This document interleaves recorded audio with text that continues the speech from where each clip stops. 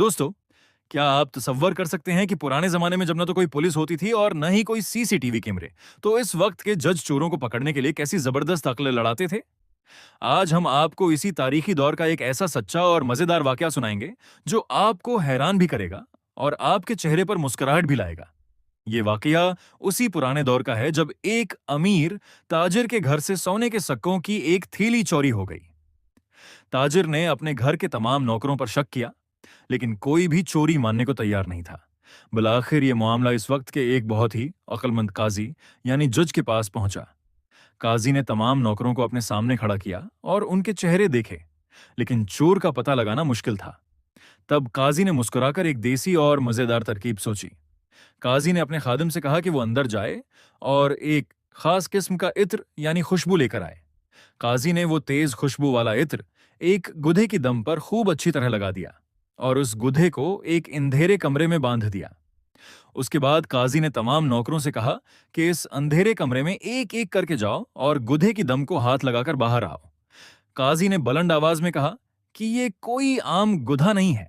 जैसे ही असली चोर उसकी दम को हाथ लगाएगा, ये गधा जोर से रिंकना यानी बोलना शुरू कर देगा।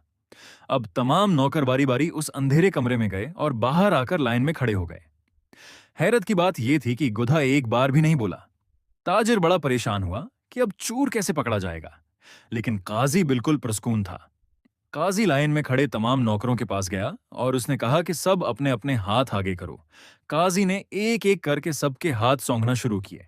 तकरीबन सभी नौकरों के हाथों से इत्र की तेज खुशबू आ रही थी, लेकिन जैसे ही काजी एक नौकर के पास पहुंचा, उसके हाथों से कोई खुशबू नहीं आ रही थी।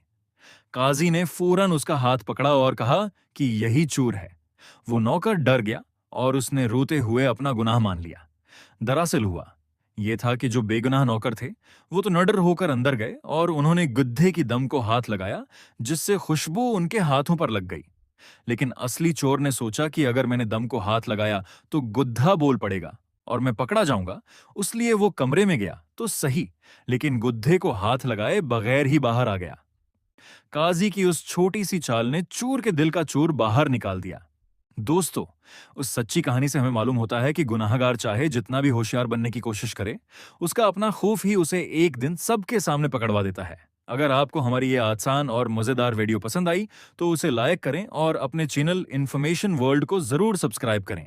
मिलते हैं अगली वीडियो में। अल्लाह हाफिज।